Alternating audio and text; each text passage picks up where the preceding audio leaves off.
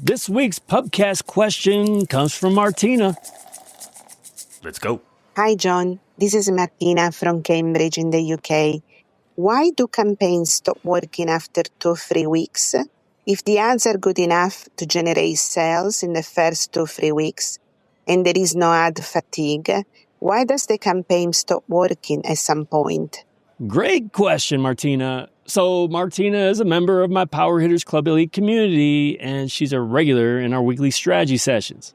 Of course, the answer to this question is going to be, it depends, because there are all kinds of potential explanations for a drop in performance. But let me highlight a few of the reasons that you might be seeing this.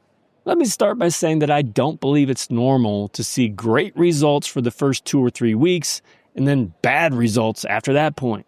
But there are specific reasons why it's natural that you would see better results at first. Understand that when your ads are brand new, Meta starts by showing them to the people who are most likely to convert.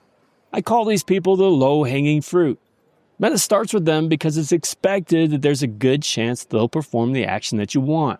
And in many cases, this means remarketing, even if you didn't specify a remarketing audience and you lean into algorithmic targeting. Because when you use algorithmic targeting, Meta will dedicate a portion of your budget to those closest to you. Normally, this would be people who visit your website or on your email list and who have engaged with prior ads or Facebook and Instagram posts. But something you'll likely find is that this emphasis on remarketing will decline with time. And the reason for that is pretty simple. The remarketing audience is small, and it will get exhausted rather quickly. You can actually prove this if you use audience segments and have defined them thoroughly. This is where I'll do a breakdown by audience segments and see that a higher percentage of my budget goes to remarketing initially than it does later on. The percentage varies, of course, but I'll see 25% or so at first, and then eventually it drops to 5 to 10%. The exhaustion of your remarketing audience also helps explain this phenomenon generally. Meta goes after the low-hanging fruit at first, whether they're remarketing or not. Eventually, this group of people will either convert or will be exhausted, and Meta will move on to other people.